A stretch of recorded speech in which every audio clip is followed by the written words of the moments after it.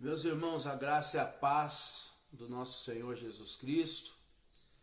Vou fazer mais um vídeo aqui para nós meditarmos na palavra do Senhor. É muito bom nós estudarmos a palavra de Deus juntos. Faz um tempo já que eu não faço vídeo para o canal e nesta hora vamos estar meditando um pouco na palavra de Deus nesse momento tão difícil. Alguns estão em isolamento, outros estão aí acometidos de enfermidades em relação ao Covid e outras. E esse meio de acesso que nós temos, que é o YouTube, as plataformas, as mídias, faz com que a mensagem do Senhor Jesus possa chegar em muitos lares. Eu vou ler um texto que se encontra aqui em Lucas capítulo 18, a partir do verso 9, que diz: para algumas pessoas que confiavam em sua própria justiça e menosprezavam os outros, Jesus contou ainda esta parábola. 2 homens subiram ao templo para orar. Um era fariseu e outro publicano. O fariseu em pé orava em seu íntimo: Deus, eu te agradeço porque não sou como os outros homens, roubadores, corruptos, adúlteros, nem mesmo como este cobrador de impostos. Jejuo 2 vezes por semana e dou o dízimo de tudo quanto ganho. Entretanto, o publicano ficou à distância. Ele sequer ousava olhar para o céu, mas batendo no peito confessava: ó Deus, sê benevolente para comigo, pois sou pecador. Eu vos asseguro que este homem, e não o outro, foi para sua casa justificado diante de Deus. Porquanto todo aquele que se vangloriar será desprezado, mas o que se humilhar será exaltado. Estamos com um texto aqui interessante, bem atual nos nossos dias. A questão aqui desse texto, que eu queria comentar com os irmãos, interagir com os irmãos, com os ouvintes, com os participantes desse canal, é que Jesus não está isentando a questão do jejum. Jesus não está dizendo para que não se dê o dízimo, as ofertas. O que Jesus está dizendo nesse texto é para que as pessoas não se justifiquem por aquilo que faz. O próprio Senhor Jesus falou acerca do jejum em Mateus capítulo 6, verso 16 a seguir. Textos de Isaías e outros da Bíblia Sagrada falam sobre o jejum, a importância do jejum. E resumindo bem aqui, o jejum é fome de Deus. Quando nós jejuamos, quando nós se abstemos de alimentos ou até mesmo de um período de água e alimento, nós estamos separando nossa vida em prol de uma sede que temos de Deus, uma sede que temos da justiça, uma sede que temos do relacionamento, e o jejum traz crescimento para nós em relação à nossa santificação, ao nosso relacionamento com Deus. Então a prática do jejum, ela é válida, ela é muito importante, desde que se faça com a motivação correta, desde que se faça com entendimento.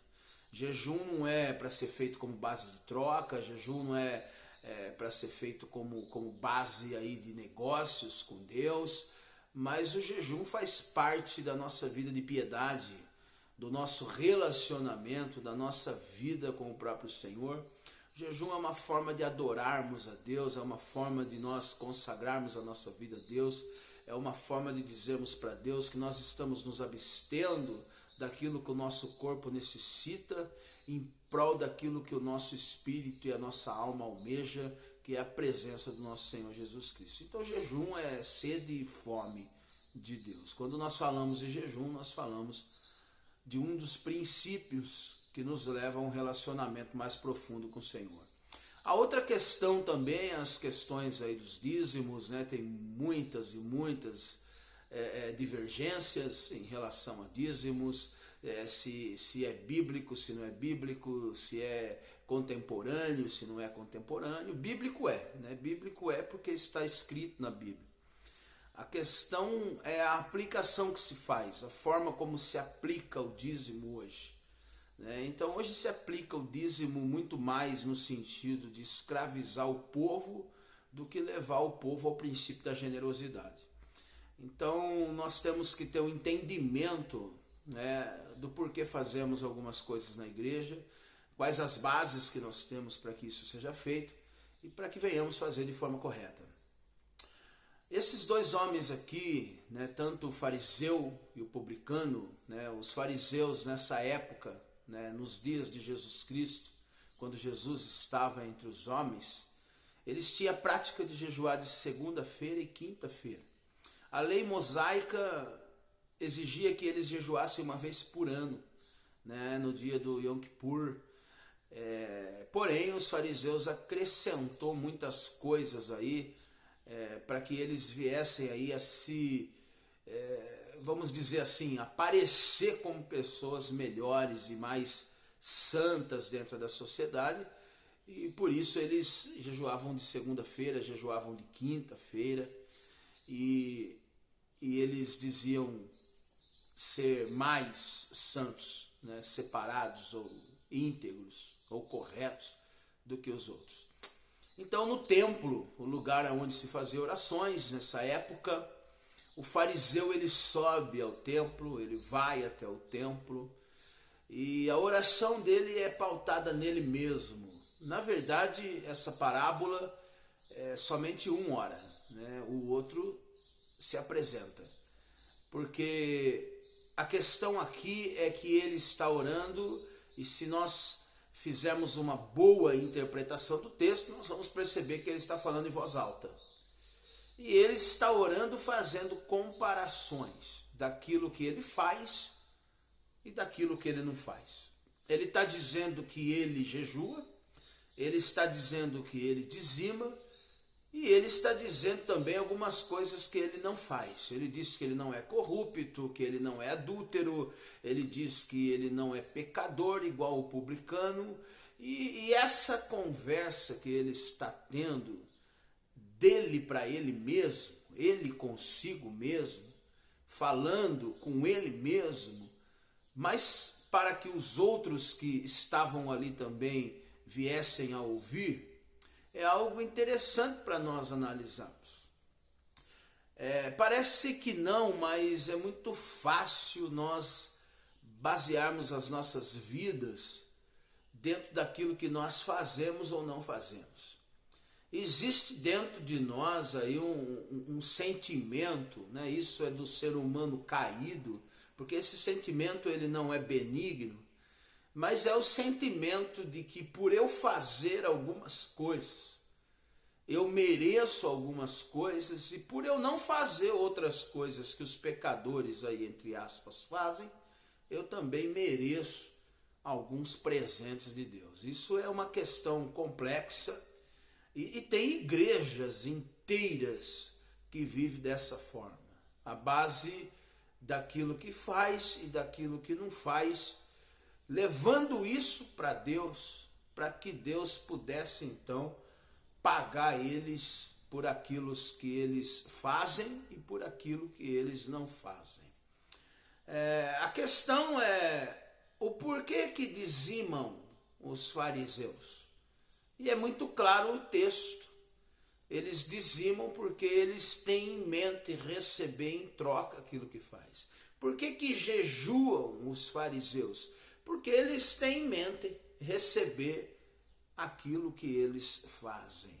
E por que eles se abstêm de alguns pecados? Porque eles entendem que não pecando ou não pecando, eles têm alguns privilégios que os demais seres humanos não têm. Esse entendimento, ele é um entendimento complexo, é um entendimento equivocado, é um entendimento confuso, mas é um entendimento que se tem na maioria das vezes em muitos lugares e em muitas pessoas. Eu não sei se você já parou para analisar que dentro de nós existe esse sentimento da troca. É comum nós acharmos que porque nós estamos fazendo ou se abstendo de fazer alguma coisa que desagrada a Deus e fazendo algumas coisas que agradam a Deus, que Deus ele tem que nos dar coisas também que não pode dar aos outros. Até porque nós estamos dizimando, nós estamos jejuando, nós estamos deixando de pecar em alguns aspectos, e aí esse sentimento brota em nós como se nós fôssemos melhores que os outros. Jesus vai mostrar o contrário. Jesus não está dizendo para que nós venhamos a pecar. Jesus não está fazendo apologia ao pecado, mas Jesus está ensinando que se justificar por aquilo que eu faço, pelas obras que eu faço, ou pela abstinência de algumas coisas, não é a forma correta da nossa justificação. Por outro lado, o publicano, que era um funcionário do governo romano, do imperador, a serviço do Império Romano, aquele que cobrava impostos do seu próprio povo, considerado pelos judeus um traidor da nação, um pecador no sentido aí aberto da palavra em relação ao entendimento dos fariseus, ele também vai orar. E a oração dele é totalmente diferente da dos fariseus, ou do fariseu. Ele reconhece o seu pecado, ele reconhece as suas fraquezas, e ele tem vergonha de olhar para cima. Ele tem vergonha de olhar, vamos dizer assim, para onde o Senhor está. Então ele diz: tem misericórdia de mim porque eu sou pecador. Ele está dizendo: se não for a tua misericórdia, eu vou morrer. Se não for a tua misericórdia, eu vou ser condenado. Se não for a tua misericórdia, eu não tenho salvação. E Jesus vai dizer que esse publicano que clama a misericórdia, que reconhece as suas fraquezas, que reconhece as suas pendências, ele vai voltar justificado para sua casa. Algo interessante nisso aqui, meus irmãos, é que uma parte da nossa vida cristã não justifica a outra. Hoje nós percebemos pessoas que vivem em partes para Deus e em partes não, achando que as partes que lhe cabem conseguem justificar aquilo que eles não fazem. Nós conhecemos hoje no nosso meio chamado evangélico pessoas que dizimam, pessoas que jejuam, pessoas que ofertam, pessoas que desenvolvem ministérios na igreja e pessoas que fazem acepção, pessoas que maltratam a esposa, pessoas que julgam malignamente as outras pessoas, pessoas que contendem, que causam dissensões, até mesmo dentro da igreja. E eles acham que eles estão certos, porque eles fazem algumas coisas, deixam de fazer outras e se justifica por aquilo que faz. Jesus está nos ensinando que o melhor caminho que nós temos é o caminho da humilhação, é o caminho da humildade. Quando nós lemos ali em Mateus capítulo 5, começamos ali acerca das bem-aventuranças, bem-aventurados pobres de espírito, porque deles é o reino dos céus. A palavra ali no hebraico, venei ruá, aqueles que se encurvam diante do Espírito, aqueles que têm reverência, aqueles que se abaixam. É isso que o publicano está fazendo. Ele está encurvado, olhando para baixo, num sinal de submissão, esperando a misericórdia de Deus cair sobre ele, para que ele seja perdoado dos teus pecados. Independente se eu sou um pregador do evangelho, se eu sou pastor, independente se na igreja que eu congrego existe ali as questões dos dízimos, e independente se eu faço jejuns, e se eu faço orações, e se eu distribuo parte dos meus recursos aos pobres, eu não posso perder a consciência de que o que me sustenta é a graça do Senhor e a misericórdia dele. Porque o dia que eu perder isso, eu vou ser igual ao fariseu. Eu vou achar, ou nós vamos achar, que nós temos direitos e privilégios por aquilo que fazemos e não fazemos. E na verdade nós somos salvos pela graça, mediante a fé.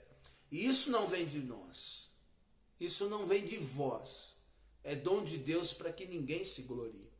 Então, independente do que eu faço e não faço, a minha oração é a oração que clama pela graça do Senhor todos os dias e pela misericórdia do Senhor todos os dias.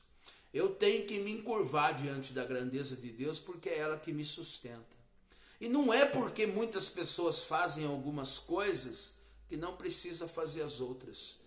Eu dizimo na igreja, então esse pecado que eu tenho, Deus ele me perdoa. Não, meu irmão. Parte do que você faz não justifica a outra. O que a palavra de Deus está dizendo é que nós precisamos viver uma vida de humilhação a Deus. Agora, uma vida de humilhação a Deus não significa ficar se humilhando diante de pessoas. A humilhação diante de Deus, ela não é algo forçado e penoso. A humilhação diante de Deus é um estado que nós vivemos de alma e de espírito, aonde o que nos desenvolve a vivermos essa humilhação diante de Deus, não no sentido da vergonha, não no sentido do peso, não no sentido da abstinência, mas no sentido da adoração. É um entendimento que permeia a nossa mente e que nos leva ao conhecimento da grandeza de Deus e nos leva ao conhecimento de quem somos. E quando nós temos o conhecimento de quem somos, nós ajudamos as pessoas, nós ofertamos na igreja que estamos, nós dizimamos na igreja que estamos ou não, isso depende da igreja que você congrega, mas fato é verdadeiro, nada disso justifica você estar em Cristo, porque nós só estamos em Cristo, porque um dia a tua graça nos alcançou.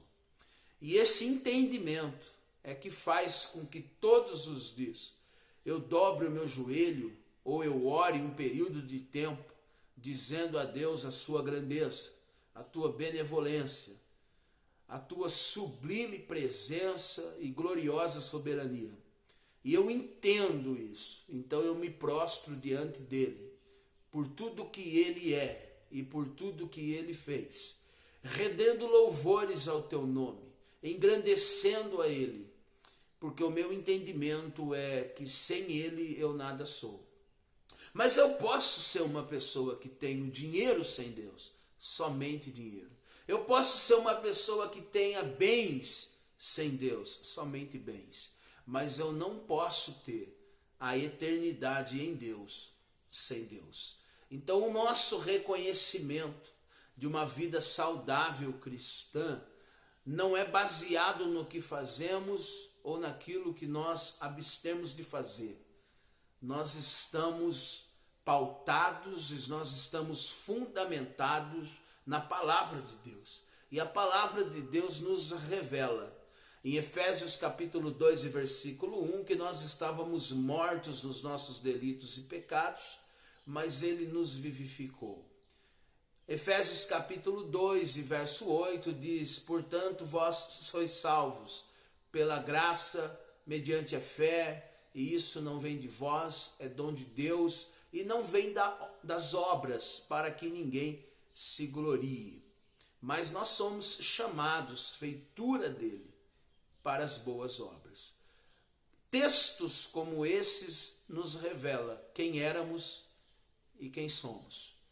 E se hoje nós estamos em pé, se hoje nós temos um pouco de recursos, se hoje nós temos alguns bens, se hoje nós desenvolvemos ministérios, se hoje nós repartimos com os pobres, se hoje nós ofertamos, se hoje nós abraçamos, se hoje nós nos vestimos e vestimos outros, é tudo para a honra e glória de Deus. Mas quando eu chego no momento da minha oração, essas coisas desaparecem. E fica eu e Deus, na minha insignificância, na minha pequenitude, clamando ao Senhor, a tua misericórdia, porque é ela que nos sustenta. A tua graça é ela que nos mantém. E isso só vem de Deus, só vem do Senhor Jesus Cristo. Então faça o bem. Sabe, o fariseu nos ensinou coisas boas. O fariseu nos ensinou que o jejum é bom se não for feito de forma hipócrita. É o fariseu que fala dos dízimos, dos bens que é repartido. É o fariseu que nos ensina sobre dar, mas ele nos ensina de forma errada. Jesus não está isentando essas práticas, mas Jesus está ensinando a verdadeira justificação. E nós somos justificados em Cristo Jesus, por Cristo Jesus, pela graça de Cristo Jesus, pela fé que nos foi dada, e nós cremos nisso. E quando nós cremos na sua obra salvífica, redentora, temos os nossos olhos abertos para isso. A sua justificação nos alcança. E o justo, Cristo, nos justifica, porque ele levou sobre ele os nossos pecados, as nossas transgressões, o castigo que estava sobre ele, nos trouxe a paz com Deus e não vivemos mais debaixo da ira, e nos deu a paz para que vivamos a plenitude do Espírito Santo, não ainda na sua totalidade da eternidade, mas enquanto estivermos na terra. Então eu queria chamar sua atenção, sabe? Eu não sei onde você congrega, eu não sei aonde você está, eu não sei que parte você desenvolve no corpo de Cristo, mas nunca justifique por aquilo que você faz ou deixa de fazer. Todas as vezes, reconheça quem você é e quem Deus é.